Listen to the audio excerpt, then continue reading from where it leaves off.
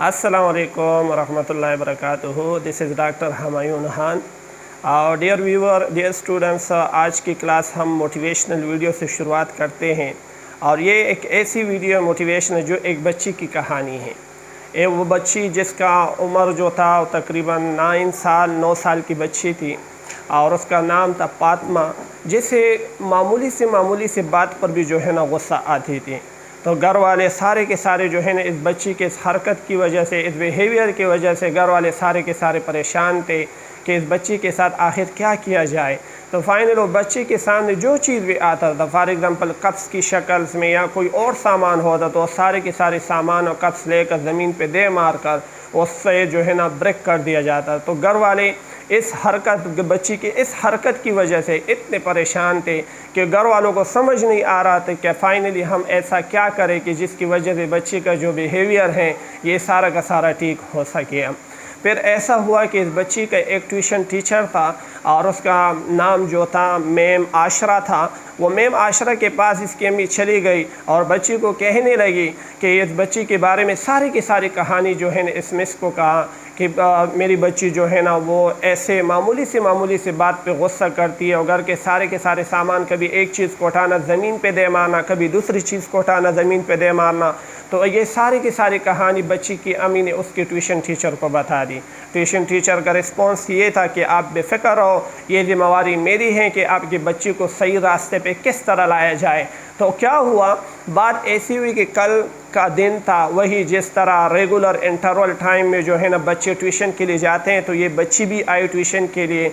इस वक्त ट्यूशन में बच्चे वेट कर रहे हैं और इस टाइम जो है ना मैडम का रूम के अंदर क्लास रूम के अंदर जो है एंटर करती हैं और बच्चों को कहती हैं, सलाम कहती कि अस्सलाम वालेकुम प्यारे बच्चों। फिर उसके बाद उससे पूछती हैं, बच्चों को कहती कि आज हम स्टडी नहीं करेंगे, आज जो है ना हम क्या करते हैं, एक गेम खेलते हैं। तो सारे बच्चे जो है ना ये सुनकर बहुत ज़्यादा खुश हुए।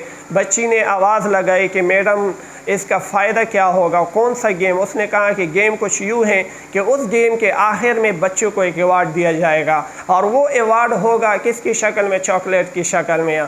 तो क्योंकि चॉकलेट तो बच्चों को बहुत ज़्यादा पसंद होते हैं तो मैं सारे के सारे बच्चे जो है इससे खुश हुए।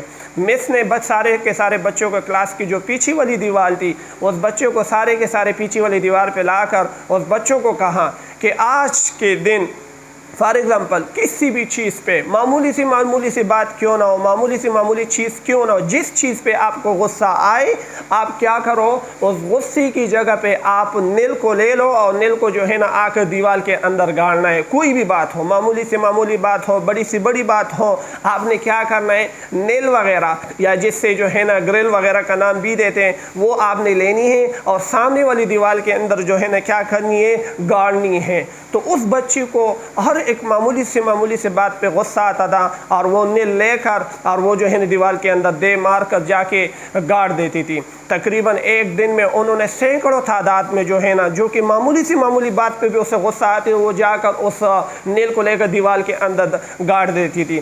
तो फिर सारे के सारे जो है ना एक दिन से शाम तक हो गई, सारे के सारे बच्ची ने जिस बात पे गुस्सा आती है और सारे के सारे जो है ना नील वगैरह लाकर उस दीवार के अंदर गाड़ देती थी। लेकिन उस बच्ची के जहन में एक सवाल आया कि एक नील को जब मैं दीवार के अंदर गाड़ रही हूँ उसी दौरान जितना टाइम लगता है इससे कम टाइम जो है ना मैं अपने गुस्से पे जो है ना कंट्रोल कर सकता हूँ। उसके जहन में ये बात आया। दिन गुजर गया, सारी की सारी गाड़ जो नील थी वो सारी की सारी दीवार के अंदर गाड़ दी गई। बच्ची दौड़ती हुई मिस के पास आई और मिस को कहने लगी कि मिस, मैंने जो है ना सारे के सारे जो जिस बात पे मुझे गुस्सा आती थी वो नील में लेकर उस दीवार के अंदर गाड़ देती हो, जाके सारे का सारे दीवार को जो है ना मैंने गाड़ से जो है ना नील से जो है ना भर दिया है।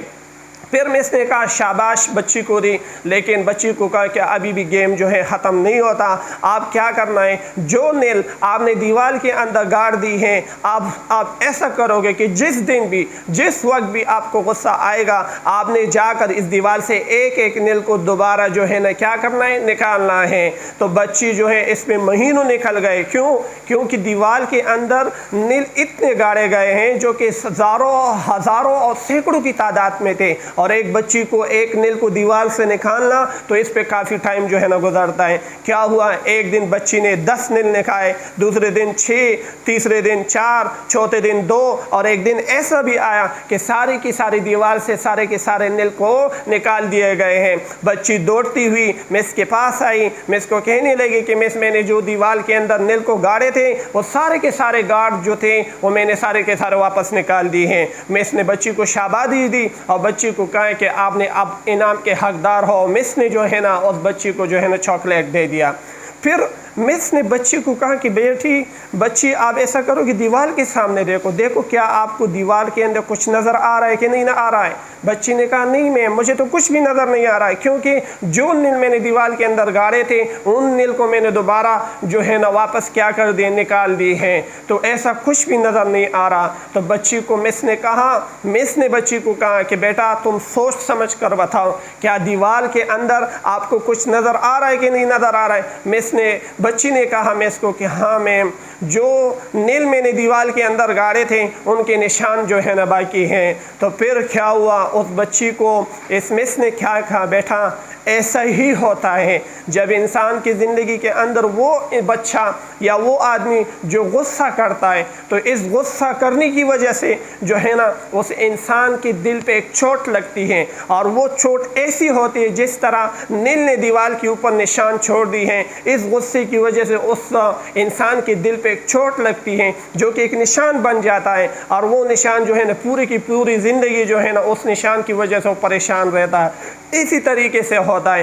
कि वो निशान अगर बाद में आप जाकर अपने वालिदैन से, अपने दोस्तों से, अपने रिलेटिव से अगर आप माफ़ी भी मांगे, लेकिन फिर भी उसका कोई फ़ायदा नहीं होता। वो इसलिए क्योंकि आपकी गुस्सों की वजह से, आपकी इस मिसबिहेवियर की वजह से जो है ना उसके दिल पे जो चोट लगी, वो चोट पूरी उम्र और पूरी ज़िंदगी के लिए जो है ना ख़त्म नहीं हो सकती।